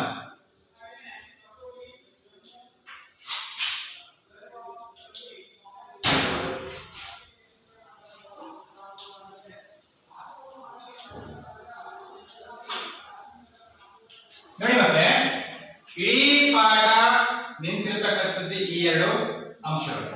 ಒಂದು ಕೊಳ್ಳುಗಾರತನ, ಒಂದು ಲಾಭಕೋರತನ. ಈ ನೀರಿನ ಹೇಳಿದಲ್ಲ, ಇವೆಲ್ಲವನ್ನು ಕೊಳ್ಳುಗಾರತನ ಅಂತಂದ್ರೆ ಕೊಂಡ್ಕೊಳ್ಳೋ ಹಾಗೆ ನಿಮ್ಮನ್ನ ಸಿದ್ಧಪಡಿಸ್ತಕ್ಕಂಥದ್ದು. ನೀವು ಕೊಂಡ್ಕೊಳ್ಳೇಬೇಕು. ನೀವು ಆ ವಸ್ತು ಇಲ್ಲದೆ ನೀವು ಇರಲಿಕ್ಕೆ ಸಾಧ್ಯ ಆಗಲ್ಲ ಅಂತೇಳಿ ಒಂದಷ್ಟು ಅಡ್ವರ್ಟೈಸ್ಗಳ ಮುಖಾಂತರವಾಗಿ ನಿಮ್ಮ ಮನಸ್ಸೇನ್ ಮಾಡ್ತಾರೆ, ವಾಶ್ ಮಾಡ್ತಾರೆ. ನಿಮ್ಮ ಮೆಂಟಾಲಿಟಿಯನ್ನ ಚೇಂಜ್ ಮಾಡ್ತಾರೆ. ಆವಾಗ ಏನ್ ಮಾಡ್ತಾರೆ, ನನಗೆ ಅದು ಬೇಕೇ ಬೇಕು, ಇದನ್ನ ಬೇಡ, ನನಗೆ ನನ್ಗೆ ಅದಿದ್ರೆ ನಾವು ಜೀವನ ಮಾಡೋದು ಅಂತ ಒಂದು ಅಗತ್ಯದ ಸರಮಾರಿಯಲ್ಲಿ ಏನ್ ಮಾಡ್ತೀರಿ, ಸಿಗಾಕೊಂತೀವಿ. ಯಾವಾಗ ನೀವು ಅವನ್ನ ಕೊಂಡ್ಕೊಳ್ಳಿಕ್ಕೆ, ಆ ವಸ್ತುವನ್ನ ಪ್ರಾಡಕ್ಟ್ ಅನ್ನ ಕೊಂಡ್ಕೊಳ್ಳಿಕ್ಕೆ ಪ್ರಾರಂಭವನ್ನ ಮಾಡ್ತಿರೋ ಆಗ ಲಾಭ ಬರುತ್ತೆ. ಯಾರಿಗೆ ಬರುತ್ತೆ? ನಿಮಗಾಗುತ್ತೆ. ನಿಮ್ ಜೋಬಲ್ಲಿರೋ ಖಾಲಿ ಆಗುತ್ತೆ, ನಿನಗೆ ನಷ್ಟ. ಆದ್ರೆ ಲಾಭ ಯಾರಿಗೆ? ಆ ಪ್ರಾಡಕ್ಟ್ ಅನ್ನ ಸಿದ್ಧಪಡಿಸುವಂತವನಿಗೆ. ಉದಾಹರಣೆಗೆ ಒಂದು ನೀರು ತೊಗೊಂಡಾಗ ಇವತ್ತು ನೀರಿನ 1 ಲೀಟರ್ ಬಾಟಲ್ ಬರ್ತಾ ಇದೆ, ಅರ್ಧ ಲೀಟರ್ ಬಾಟಲ್ ಬರ್ತಾ ಇದೆ, 2 ಲೀಟರ್ ವಾಟರ್ ಬಾಟಲ್ ಬರ್ತಾ ಇದೆ. ಅದನ್ನ ನೀವು ಕೊಂಡ್ಕೊಂಡ ಅಂತಂದ್ರೆ ನಿನಗೆ ಲಾಸ್. ಯಾಕೆ? ಮನೇಲಿ ಸಿಗ್ತಕ್ಕಂಥ ನಲ್ಲಿ ನೀರು ಕುಡಿಯಕ್ಕಾಗಲ್ವಾ? ಇಲ್ಲ. ಆ ನೀರು ಕುಡಿದ್ರೆ ರೋಗ ಬರುತ್ತೆ, ಸರಿ ಇಲ್ಲ, ಪಾಚಿ ಕಟ್ಟಿದೆ, ಈ ರೀತಿ ಏನೇನೋ ಅಲ್ಲೇ ನಿಮ್ಮ ಮನಸ್ಸಲ್ಲಿ ತುಂಬ ಹೋಗಿದೆ. ಈಗ ನೀವೇನ್ ಮಾಡ್ತೀರಿ? ಹೋಗ್ತೀರಿ, ಬಿಸ್ಲೇರಿ ವಾಟರ್ ಕೊಂಡ್ಕೊಂತೀರಿ ಅಲ್ವಾ? 10 ರೂಪಾಯಿ ಜೋಗಲ್ಲಿ ನೀವು 1 ಲೀಟರ್ ಕೊಟ್ಕೊಂಡ್ರೆ 20 ರೂಪಾಯಿ 1 ಲೀಟರ್ಗೆ ಅಲ್ವಾ? ಅರ್ಧ ಲೀಟರ್ 10 ರೂಪಾಯಿ, 20 ರೂಪಾಯಿ 1 ಲೀಟರ್ ಕೊಟ್ಟು ಕೊಂಡ್ಕೊಂತೀರಿ ಅಂತಂದ್ರೆ ನಿನಗೆ ಲಾಸ್ ಆಯ್ತು. ಅದನ್ನ ಸಿದ್ಧಪಡಿಸಿದಂತಹ ವ್ಯಾಪಾರಿಗೆ ಅದು ಲಾಭಕೋರತನ. ಅದನ್ನೇ ನಾವು ಹೇಳ್ತಿರೋದು ಲಾಭಕೋರತನ. ಹಾಗಾಗಿ ಇಡೀ ಪಾಠದ ಬೆಲೆ ಬರುತ್ತೆ. ಹಾಗೆ ಏನೇನಲ್ಲ, ನಮ್ಮ ಲೇಖಕಿ ಯಾರೋ ಶ್ರೀಮತಿ ನೇಮಚಂದ್ರ ಅವರು ಕೂಡ ಈ ಒಂದು ಅಂಕಣ ಬರಹದಲ್ಲಿ ಇದೇ ವಿಚಾರವನ್ನ ಇಡೀ ಪಾಠದ ತುಂಬಾ ಬಹಳ ಅಚ್ಚುಕಟ್ಟಾಗಿ ನೀಟಾಗಿ ಪ್ರಸ್ತುತಪಡಿಸಿದ್ದಾರೆ. ಏನೇನೆಲ್ಲ ಹೇಳ್ತಾ ಹೋಗಿದ್ದಾರೆ ಅನ್ನೋದನ್ನ ನಾವು ನೋಡೋಣ. ನೋಡಿ, ಇಂಥ ಒಂದು ಪಾಠವನ್ನ, ಅಂದ್ರೆ ಯಾವ ಪಾಠ? ನೀರು ಕೊಡದ ನಾಣ್ಯದಲ್ಲಿ ಈ ಒಂದು ಪಾಠವನ್ನ ಬದುಕು ಬದಲಿಸಬಹುದು. ಯಾವುದು? ಹೇಳಿದೊಳಗೆ ಬದುಕು ಬದಲಿಸಬಹುದು ಎಂಬುವ ಅಂಕಣ ಬರಹದಿಂದ ಆಯ್ಕೆ ಮಾಡಿಕೊಳ್ಳಲಾಗಿದೆ. ನೋಡ್ಕೊಳ್ಳಿ, ವಿಶ್ವವು ಜಾಗತೀಕರಣದ ಹೆಸರಿನಲ್ಲಿ ಪ್ರಕೃತಿಯಿಂದ ಮಾನವನಿಗೆ ಉಚಿತವಾಗಿ ಲಭ್ಯವಾಗಬಹುದಾದ ಗಾಳಿ, ಬೆಳಕು, ನೀರು ಮತ್ತು ಆಹಾರಗಳಂತಹ ಅತ್ಯವಶ್ಯಕವಾದ ವಸ್ತುಗಳನ್ನ ಹಣ ಗಳಿಸುವ ಮಾರ್ಗವನ್ನಾಗಿ ಪರಿವರ್ತಿಸಲು ಹೊರಟಿರುವುದು ಆತಂಕಕಾರಿ ವಿಷಯವಾಗಿದೆ. ಭಾರತೀಯರಾದ ನಾವು ಮಾನವೀಯತೆಗೆ ಬೆಲೆ ಕೊಟ್ಟು ಬಳಲಿ ಬಂದವರಿಗೆ ನೀರು, ಹಸಿದು ಬಂದವರಿಗೆ ಅನ್ನವನ್ನಿಕ್ಕಿ ಮೌಲ್ಯಯುತ ಸಂಸ್ಕೃತಿಯನ್ನ ಕಾಪಾಡಿಕೊಂಡು ಬಂದಿರುವುದು ವಿಶ್ವವೇ ಹೆಮ್ಮೆ ಪಡುವ ಸಂಗತಿಯಾಗಿದೆ. ಪಾಠ ಮಾಡೋಣ. ಭಾರತದಿಂದ ಹೊರಗೆ ಕಾಲಿಟ್ಟರೆ ಉಳಿದೆಲ್ಲವೂ ನೀರು ಪಡೆದ ನಾಡುಗಳು ಎಂಬುದು ನನ್ನ ಇಲ್ಲಿಯವರೆಗಿನ ಅನುಭವ. 2 ವಾರ ಕಳೆದಿದೆ, ಊರೂರು ಅಲೆದದ್ದಾಯಿತು, ದಿನವೂ ಅಸಾಧ್ಯ ಬಾಯಾರಿಕೆ. ಕೋಲಾಗಳು, ಫ್ರೆಂಚ್ ವೈನ್, ಬಿಯರ್ ಬಾಟಲಿಯಲ್ಲಿ ಹಣ್ಣಿನ ರಸ ಧಾರಾವಾಳವಾಗಿ ದೊರೆಯುತ್ತವೆ, ಕುಡಿಯಲು ನೀರು ಸಿಗದು. ಇಲ್ಲಿ ಯುರೋಪಿನಲ್ಲಾಗಲಿ ಅಲ್ಲಿ ಅಮೆರಿಕದಲ್ಲಾಗಲಿ ನೀರು ಕೊಡುವ ಸಂಪ್ರದಾಯವಿಲ್ಲ. ಹಿಂದೆ ಇತ್ತೇನೋ, ಈಗಂತೂ ಇಲ್ಲ. ನೀರು ಸಲೀಸಾಗಿ ಎಲ್ಲೆಂದರಲ್ಲಿ ಪುಕ್ಕಟೆಯಾಗಿ ನಿಮಗೆ ಖಂಡಿತ ಸಿಗದು. ನಮ್ಮಲ್ಲಿಯಂತೆ ರೈಲು ನಿಲ್ದಾಣಗಳಲ್ಲಿ, ಬಸ್ ನಿಲ್ದಾಣಗಳಲ್ಲಿ, ವಿಮಾನ ನಿಲ್ದಾಣಗಳಲ್ಲಿ ದುಡ್ಡಿಲ್ಲದೆ ಕುಡಿಯಬಲ್ಲ ನೀರನ್ನ ಇರಿಸುವುದಿಲ್ಲ. ಬಾಯಾರಿದಾಗ ಈಗಲೂ ಹೋಟೆಲ್ ಒಂದಕ್ಕೆ ಒಪ್ಪುವ ನೀರು ಮಾತ್ರ ಕುಡಿದು ಹೊರಬರಬಾದ ಸವಲತ್ತು ಇಲ್ಲಿಲ್ಲ. ಮನೆಯ ಹೊರಗೆ ಕಾಂಪೌಂಡ್ ಗೋಡೆಗೆ ಸಣ್ಣ ತೊಟ್ಟಿ ಕಟ್ಟಿ ದನಕರುಗಳು ಕುಡಿಯದು ಹೋಗಲಿ ಎಂದು ನೀರು ತುಂಬಿಡುತ್ತಿದ್ದ ಬಾಲ್ಯದ ದಿನಗಳು ನನಗಿನ್ನೂ ನೆನಪಿವೆ. ನಾನು ದಿಲ್ಲಿಗೆ ಬಂದು ವಿದೇಶಕ್ಕೆ ಹಾರಿದ್ದೆ. ದಿಲ್ಲಿಯಲ್ಲೋ ದಗೆದಗೆ ಬಿಸಿಲು, ಆದರೆ ಯಾರೋ ಪುಣ್ಯಾತ್ಮರು ಅಲ್ಲಿ ದೊಡ್ಡ ಮಣ್ಣಿನ ಮಡಿಕೆಗಳಲ್ಲಿ ನೀರು ತುಂಬಿಟ್ಟಿರುತ್ತಿದ್ದರು. ಅನೇಕ ಗುರುದ್ವಾರಗಳ ಬಳಿ ಸ್ವಯಂ ಸೇವಕರು ನೀರಿನ ದೊಡ್ಡ ಕೊಳಾಯಿ ಹಿಡಿದು ನಿಲ್ಲಿಸಿದ ಆಟೋ, ಬಸ್ಸು ಹಾಗೂ ದಾರಿ ಹೋಗರಿಗೆಲ್ಲ ನೀರು ತುಂಬಿ ಕೊಡುತ್ತಿರುವುದನ್ನ ನೋಡಿದ್ದೇನೆ. ರೋಹತಕ್ ರಸ್ತೆಯ ಅತ್ತೆಯ ಮನೆಯೊಳಗೆ ಕಾಲಿಡುತ್ತಿದ್ದಂತೆ ಬೇಟಾ ತಾಯಾಜಿ ಹಾಯ ಹೈ ತಂಡ ಪಾನಿ ಪಿಲಾವೋ ತನ್ನ ಮೈದುನನ ಮಗನಿಗೆ ಅತ್ತೆ ಕೂಗಿ ಹೇಳಿದರು. ಪುಟ್ಟ ಹುಡುಗ ತಕ್ಷಣ ತಣ್ಣನೆಯ ನೀರು ತಂದು ಕೈಬಿಟ್ಟ. ಅಲ್ಲಿಗೆ ಮುಂದಿನ ತರಗತಿಯಲ್ಲಿ ನೋಡೋಣ. ಇವತ್ತಿನ ತರಗತಿಗೆ ಮುಂದೆ ಭಾರತದಿಂದ ಹೊರಗೆ ಕಾಲಿಟ್ಟರೆ ಉಳಿದೆಲ್ಲ ನೀರು ಕೊಡದ ನಾಡುಗಳು ಎಂಬುದು ನನ್ನ ಇಲ್ಲಿಯವರೆಗಿನ ಅನುಭವ. 2 ವಾರ ಕಳೆದಿದೆ, ಊರೂರು ಅಲೆದಿದ್ದಾಯಿತು, ದಿನವೂ ಅಸಾಧ್ಯ ಬಾಯಾರಿಕೆ. ಕೋಲಾಗಳು, ಫ್ರೆಂಚ್ ಬಿಯರ್ ಬಾಟಲಿಯಲ್ಲೂ ಹಣ್ಣಿನ ರಸ ಧಾರಾಳವಾಗಿ ದೊರೆಯುತ್ತವೆ, ಕುಡಿಯಲು ನೀರು ಸಿಗದು. ನೆಕ್ಸ್ಟ್, ಯುರೋಪಿನಲ್ಲಾಗಲಿ ಅಲ್ಲಿ ಅಮೆರಿಕದಲ್ಲಾಗಲಿ ನೀರು ಕೊಡುವ ಸಂಪ್ರದಾಯವಿಲ್ಲ. ಹಿಂದೆ ಇತ್ತೇನೋ, ಈಗಂತೂ ಇಲ್ಲ. ನೀರು ಸಲೀಸಾಗಿ ಎಲ್ಲೆಂದರಲ್ಲಿ ಪುಕ್ಕಟೆಯಾಗಿ ನಿಮಗೆ ನೀರು ಖಂಡಿತ ಸಿಗವು. ನಮ್ಮಲ್ಲಿಯಂತೆ ರೈಲು ನಿಲ್ದಾಣಗಳಲ್ಲಿ, ಬಸ್ಸು ನಿಲ್ದಾಣಗಳಲ್ಲಿ, ವಿಮಾನ ನಿಲ್ದಾಣಗಳಲ್ಲೂ ದುಡ್ಡಿಲ್ಲದೆ ಕುಡಿಯಬಲ್ಲ ನೀರನ್ನು ಇರಿಸುವುದಿಲ್ಲ. ಬಾಯಾರಿದಾಗ ಈಗಲೂ ಹೋಟೆಲ್ ಒಂದಕ್ಕೆ ಒಪ್ಪು ನೀರು ಮಾತ್ರ ಕುಡಿದು ಹೊರಬರಬಹುದಾದ ಸವಲತ್ತು ಇಲ್ಲಿಲ್ಲ. ಮನೆಯ ಹೊರಗೆ ಕಾಂಪೌಂಡ್ ಗೋಡೆಗೆ ಸಣ್ಣ ತೊಟ್ಟಿ ಕಟ್ಟಿ ದನಗಳು ಕುಡಿದು ಹೋಗಲಿ ಎಂದು ನೀರು ತುಂಬಿಡುತ್ತಿದ್ದ ಬಾಲ್ಯದ ನನಗಿನ್ನೂ ನೆನಪಿವೆ. ನಾನು ದಿಲ್ಲಿಗೆ ಬಂದು ವಿದೇಶಕ್ಕೆ ಹಾರಿದ್ದೆ. ದಿಲ್ಲಿಯಲ್ಲೂ ದಗೆ ಬಿಸಿಲು. ಯಶವಂತ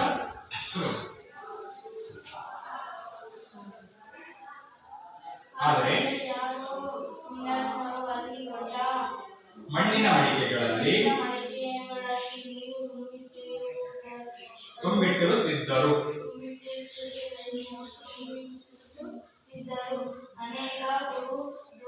ಗುರುದ್ವಾರಗಳ ಬಳಿ ಸ್ವಯಂ ಸೇವಕರು ನೀರಿನ ಗಂಡ ಕೊಳಾಯಿ ಹಿಡಿದು ನಿಲ್ಲಿಸಿದ ಆಟೋ ಬಸ್ಸು ಹಾಗೂ ದಾರಿ ಹೋಗರಿಗೆ ನೀರು ತುಂಬಿ ಕುಡಿಸುವುದನ್ನು ನೋಡಿದ್ದೇನೆ. ರೋತಕ್ರಸ್ತೆಯ ಅತ್ತೆಯ ಮನೆಯೊಳಗೆ ಕಾಲಿಡುತ್ತಿದ್ದಂತೆ ತಾಯಾಜಿ ಆಯೆ ಹೈ ಕಂಡ ಪಾನಿ ಪಿದಾವು ನನ್ನ ಮಗನಿಗೆ ಅತ್ತೆ ಕೂಗಿ ಹೇಳಿದಳು ಬಿಟ್ಟು ಪುಟ್ಟ ಹುಡುಗ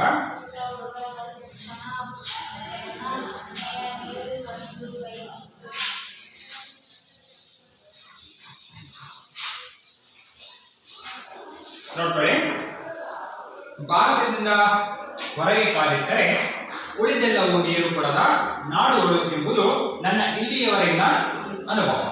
2 ವಾರ ಕಳೆದಿದೆ, ಊರೂರು ಅಲೆದಿದ್ದಾಯಿತು, ದಿನವೂ ಅಸಾಧ್ಯ ಬಾಯಾಯಿತು. ಕೋಲಾಗಳು, ಫ್ರೆಂಚ್ ವೈನ್, ಬಿಯರ್ ಬಾಟಲಿಯಲ್ಲಿ ಹಣ್ಣಿನ ರಸ ಧಾರಾಳವಾಗಿ ದೊರೆಯುತ್ತವೆ, ಕುಡಿಯಲು ನೀರು ಸಿಗದು. ನಮ್ಮ ಲೇಖಕಿ ಹೇಳ್ತಾರಂತ ಯಾರು ನೇಮಿಚಂದ್ರ ಅವರು ವಿದೇಶಕ್ಕೆ ಪ್ರವಾಸವನ್ನು ಹೋಗಿದರೆ ವಿದೇಶಕ್ಕೆ ಹೋದಂತಹ ಸಂದರ್ಭದಲ್ಲಿ ಆದಂತಹ ಅನುಭವವನ್ನ ಅಂದ್ರೆ ನೀರಿನ ಕುರಿತಾಗಿ ವಿಶೇಷವಾಗಿ ಅವು ಒಂದಷ್ಟು ಅನುಭವಗಳಾಗ್ತಾ ಹೋಗ್ತವೆ. ಆ ಅನುಭವಗಳನ್ನ ನಮ್ಮ ಈ ಒಂದು ಪ್ರಸ್ತುತ ಪಾಠದಲ್ಲಿ ವ್ಯಕ್ತಪಡಿಸತಕ್ಕಂಥದ್ದನ್ನ ಕಾಣ್ತೀವಿ. ಹಾಗಾಗಿ ಇಲ್ಲೂ ಕೂಡ ಹೇಳ್ತಾರೆ, ಭಾರತವನ್ನ ಬಿಟ್ಟು ಇನ್ನು ವಿಶ್ವದ ಯಾವುದೇ ರಾಷ್ಟ್ರಕ್ಕೆ ಹೋದರೂ ಕೂಡ ಆ ಎಲ್ಲಾ ರಾಷ್ಟ್ರಗಳು ಎಂತ ರಾಷ್ಟ್ರಗಳು? ನೀರು ಕೊಡದ ನಾಡುಗಳು. ಅಂದ್ರೆ ನೀರು ಕೊಡದ ನಾಡುಗಳು ಅನ್ನೋದರ ಅರ್ಥ ಪುಕ್ಕಟೆ ಎಲ್ಲೂ ಸಿಗಲ್ಲ. ನಾವು ಪುಕ್ಕಟೆ ಅಂತ ಹೇಳ್ತೀವಿ, ಪುಕ್ಸಟೆ ಅಂತೀವಿ, ಉಚಿತ ಅಂತೀವಿ ಅಲ್ವಾ? ನಮ್ಮಲ್ಲಿ ಭಾರತ ದೇಶದಲ್ಲಿ ಇರ್ತಕ್ಕಂತಹ ಉಚಿತ ನೀರಿನ ವ್ಯವಸ್ಥೆಗೂ ವಿದೇಶದಲ್ಲಿ ಸಿಗ್ತಕ್ಕಂತಹ ನೀರಿನ ವ್ಯವಸ್ಥೆಗೂ ಬಹಳ ವ್ಯತ್ಯಾಸ ಇದೆ. ಆ ಲಾಭಕೋರತನ ಕೊಡುಗಾಕತನದ ಒಂದಷ್ಟು ಪ್ರಭಾವ ವಿದೇಶದಲ್ಲಿ ಹೆಚ್ಚಿನದಾಗಿ ಬಿದ್ದಿರತಕ್ಕಂಥದ್ದು ಇದೆ. ಹಾಗಾಗಿ ಅದನ್ನ ಇಲ್ಲಿ ಹೇಳ್ತಾ ಹೋಗಿರ್ತಕ್ಕಂಥದ್ದು. ಹಾಗಾಗಿ 2 ವಾರ ಆಗಿದೆ ನಮ್ಮ ವಿದೇಶಕ್ಕೆ ಹೋಗಿ ಆಗಿದೆ. ಆದರೆ ಎಲ್ಲೂ ಕೂಡ ಎಷ್ಟೇ ಊರು ಅಳಗೂ ಕೂಡ ಎಲ್ಲೂ ಕೂಡ ಉಚಿತವಾಗಿರ್ತಕ್ಕಂಥ ನೀರು ನಮ್ಮ ಲೇಖಕರಿಗೆ ಸಿಗ್ತಾ ಇಲ್ಲ. ಹಾಗಾದ್ರೆ ಏನ್ ಸಿಗ್ತಾ ಇದೆ ಅಂತಂದ್ರೆ, ಬಿಯರ್ ಬಾಟಲಿ ಸಿಗ್ತಾ ಇದೆ, ಫ್ರೆಂಚ್ ವೈನ್ ಸಿಗ್ತಾ ಇದೆ, ಜೊತೆಗೆ ಒಂದು ಹಣ್ಣಿನ ಬಾಟಲಿಗಳಲ್ಲಿ ಒಂದು ಸಣ್ಣ ಬಾಟಲಿ ಹಣ್ಣಿನ ರಸ ಸಿಗ್ತಾ ಇದೆ. ಅದು ಉಚಿತವಾಗಿ ಎಲ್ಲೂ ಕೂಡ ನೀರು ಸಿಗ್ತಾ ಇಲ್ಲ. ಅದು ಅವರ ಅನುಭವ. ಅದಕ್ಕೆ ಪೂರ್ವಕವಾಗಿ ಇನ್ನೊಂದಷ್ಟು ಅಂಶಗಳು ಹೇಳ್ತಾ ಹೋಗ್ತಾರೆ. ಇಲ್ಲಿ ಯುರೋಪಿನಲ್ಲಾಗಲಿ ಅಲ್ಲಿ ಅಮೆರಿಕದಲ್ಲಾಗಲಿ ನೀರು ಕೊಡುವ ಸಂಪ್ರದಾಯವಿಲ್ಲ. ಹಿಂದೆ ಇತ್ತೇನೋ, ಈಗಂತೂ ಇಲ್ಲ. ನಮಗೆ ಗೊತ್ತಿದೆ 7 ಖಂಡಗಳಿದ್ದಾವೆ ಅಲ್ವಾ? ಅದರಲ್ಲಿ ಯುರೋಪ್ ಖಂಡ ಅಂತಕ್ಕಂಥದ್ದು ಒಂದು, ಅಮೆರಿಕ ಖಂಡ ಅಂತಕ್ಕಂಥದ್ದು ಕೂಡ ಒಂದು ಅಲ್ವಾ?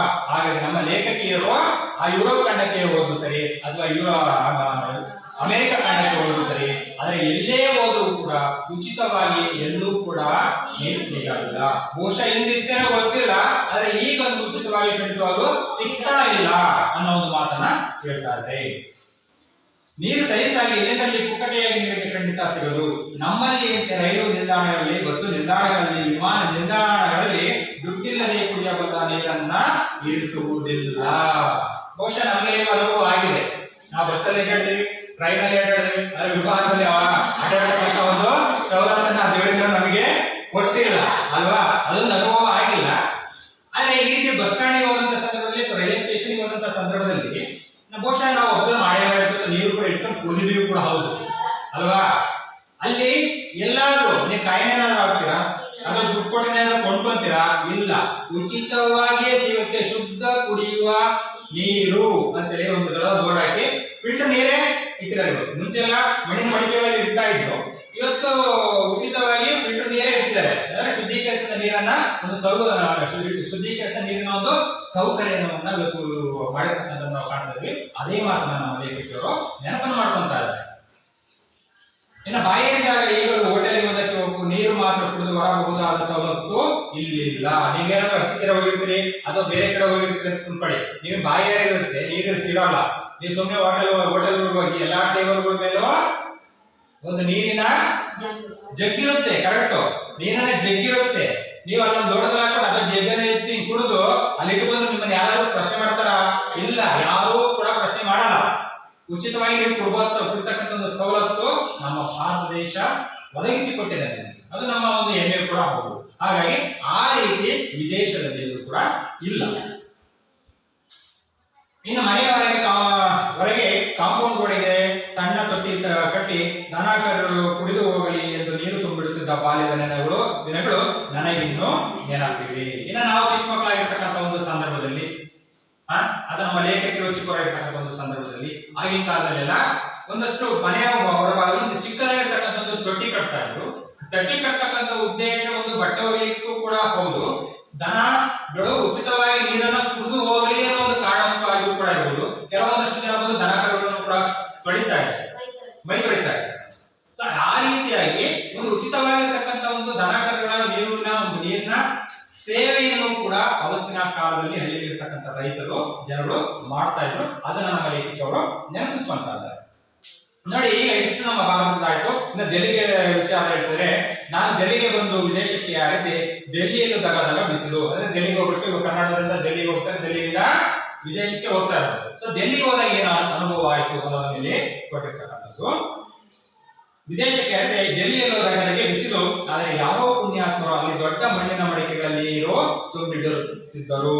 ನೋಡಿ, ಡೆಲ್ಲಿಗೆ ಹೋಗ್ತಕ್ಕಂಥ ಒಂದು ಸಂದರ್ಭದಲ್ಲಿ ಅವರು ಹೋದಂತಹ ಸಂದರ್ಭ ಬಿಸಿಲು, ಬೇಸಿಗೆ ಕಾಲ ಆಗಿತ್ತು ಅನ್ಸುತ್ತೆ ಬಹುಶಃ.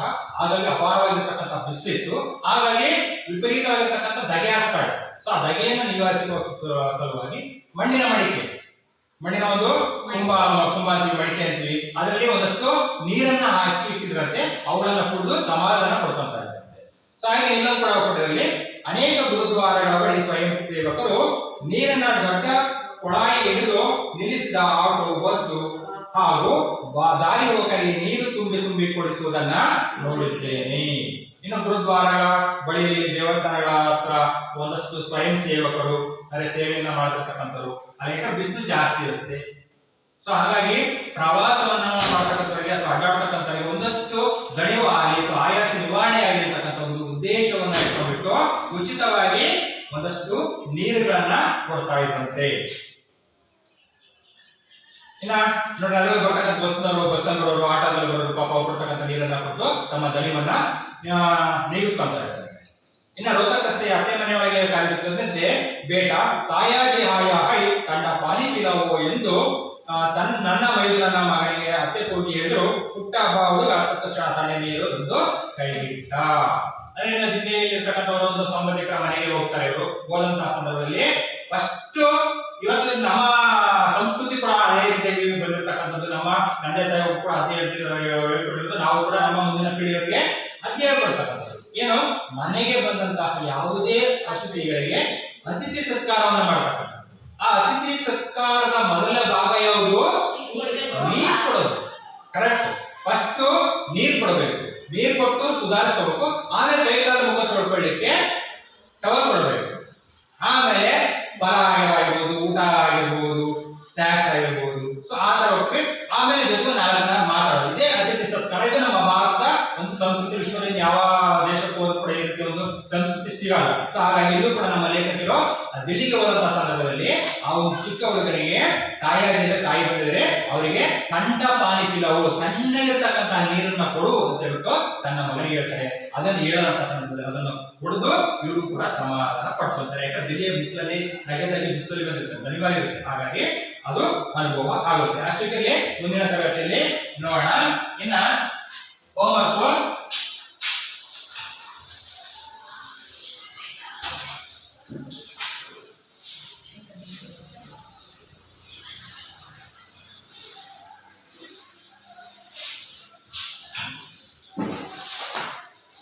ಕಡೆ ನೇಮಿಚಂದ್ರ ರಾವರು ಎಲ್ಲಿ ಜನಿಸಿದರು? ಹಾಗೆ ಎರಡನೇ ಕ್ವಶನ್, ಶ್ರೀಮತಿ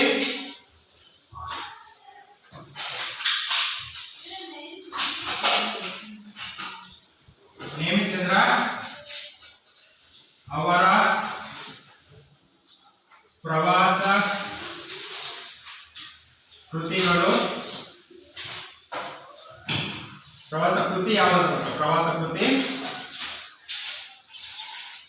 ಯಾವುದು?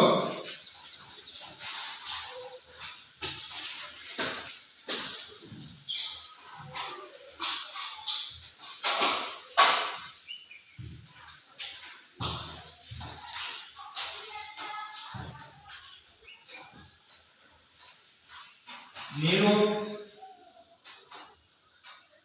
ಕೊಡುವ ಸಂಪ್ರದಾಯ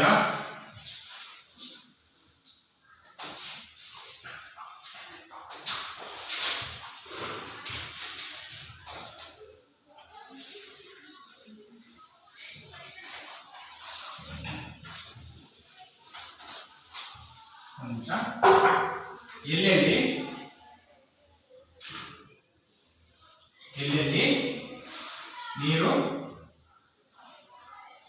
ಕೊಡುವ ಸಂಪ್ರದಾಯವಿಲ್ಲ. ಎಲ್ಲೆಲ್ಲಿ ನೀರು ಕೊಡುವ ಸಂಪ್ರದಾಯ ಇಲ್ಲ. ಈ 3 ಕ್ವಶನ್ಸು ನಾಳೆ ಹೋಮ್ವರ್ಕ್ ಮಾಡ್ಕೊಂಡು ಬನ್ನಿ. ಜೊತೆಗೆ ಮುಂದಿನ ತರಗತಿಯಲ್ಲಿ ಒಂದು ಚಟುವಟಿಕೆ ಮಾಡಿಸೋಣ. ಏನಪ್ಪ ಅಂದ್ರೆ ನಮ್ಮ ಕನ್ನಡ ಸಾಹಿತ್ಯದ ಪ್ರಮುಖ ಅಂಕಣ ಪ್ರಕಾರಗಳು ಯಾವ್ಯಾವು ಮತ್ತು ಅಂಕಣ ಒಂದು ಪ್ರಕಾರಗಳನ್ನ ಯಾವ ಯಾವ ಲೇಖಕರು ಬರೆದಿದ್ದಾರೆ ಆ ಒಂದು ಪಟ್ಟಿಯನ್ನು ಮುಂದಿನ ತರಗತಿಯಲ್ಲಿ ಒಂದು ಚಟುವಟಿಕೆ ರೂಪದಲ್ಲಿ ನಿರ್ವಹಿಸೋಣ. ಆ ಮೊದಲ